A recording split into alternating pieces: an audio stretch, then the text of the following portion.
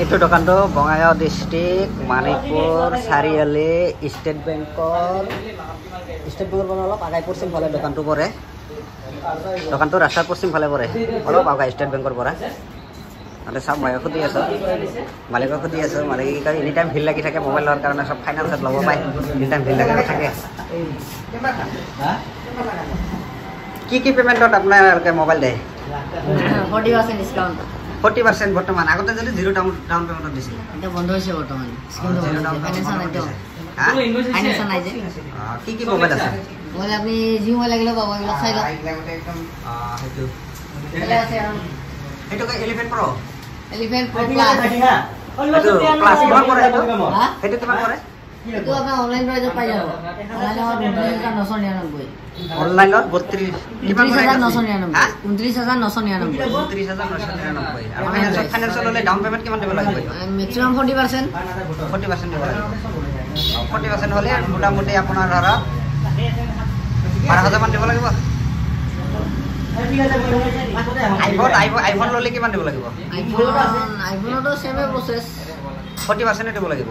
আগতে যদি 0 down payment লোৱা হৈছে ভালে কিটা মোবাইল। হয় নেকি? বৰ্তমান নাই, বৰ্তমান বন্ধ কৰিছে দেৱা। বন্ধ কৰিছে। আইফোন 14 আছে না? 14 প্লাস? আইফোন 14 প্লাস আপনি বুক কৰিলে কালিলৈকে পাই যাব। বুক কৰিব লাগিব আগত। এইটো ভাল কৰি দিয়ক, কাস্টমাৰ চাব। এইটো কাস্টমাৰে পুৰা মোবাইল এইটো ফাইনেন্স কৰি আছে, এটা ফাইনেন্স কৰি আছে। এইটো কি মোবাইল ল'লে এইটো?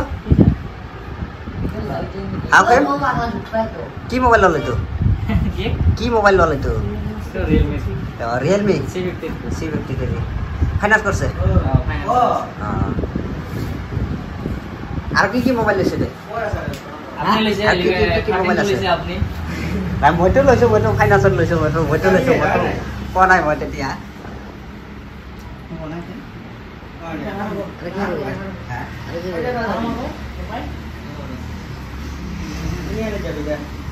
ইয়াতে যদি কেশ পইচা ল'লে কোনো ডিসকাউন্ট আছে না নাই? কেশ পইচা ল'লে আপনি ফুলি ডিসকাউন্ট পাব। হ্যাঁ একদম ডিসকাউন্ট পাব। এটা হল Realme 11X। হ্যাঁ, এটার প্রাইস হল আপনার 19000 টাকা। এটা 19000 টাকা। কেশ পইসা পইসা ল'লে কেশ পইসা ল'লে 16000 ডাইরেক্ট। 3000 টাকা আপনি ডাইরেক্ট ডিসকাউন্ট পাবো। কেশ পইসা ল'লে 16000 আহি যাব। ফাইনান্স ল'লে আপনার এক্সট্রা যায়। কে হৈ যায় কথাটো। আইফোন যদি কেশ পইসাত লয়, আইফোনৰ ডিসকাউন্ট নিদিম কিবা এটা। আইফোনৰ মানে একচুয়ালি ডিসকাউন্ট নাথাকে হেনেকে। এটো ট্যাক্স দি আনব লাগে তো। হৈ যাব সব হৈ যাব। কোনটো জায়গাটোৰ এড্ৰেছটো পুৰা ভালকে কৈ দিয়ক। এটো জায়গাটোৰ এড্ৰেছ মানিকপুৰ চাৰিআলি, যিখন আমাৰ হাই সেকেন্ডাৰী স্কুল আছে। স্কুলৰ পুখুৰীটোৰ সন্মুখত। হাই সেকেন্ডাৰী স্কুল পাৱাৰ আগতে মানে পশ্চিম ফালে ৰাস্তা। এদিকে SBI আগত SBI ব্ৰাঞ্চ আছে, তাৰে 50 মিটাৰ ওচৰত। SBI 50 মিটাৰৰ ওচৰত। হয়। কাস্টমাৰে চালি আহিব না? আহি যাব। দোকানতো দেখাম সদায় এনি টাইম ভিড়ে লাগি থাকে না? সব খালি ফাইনান্স কৰে মানুহ নাকি? আগতে এটা ভিডিও বনাই দিছিল না, 0 ডাউন পেমেন্ট, সেইটা চাই আহে মানুহ। আর বর্তমান 0 ডাউন পেমেন্ট নাই, বর্তমান 40% দিব লাগে না? দে ঠিক আছে, আপোনালোকে যদি কোনোবাৰ কামাৰ যদি মোবাইল লাগে ইয়াৰ পৰা আহি লৈ যাব পাৰিব। আহি যাব নিশ্চয়। যি সাইজৰ মোবাইল লাগে সেই সাইজৰে পাব, লৈ যাব পাৰিব। কিন্তু বৰ্তমান 40% ডিসকাউন্ট, ডিসকাউন্ট নহয় সৰি 40% দিব লাগিব।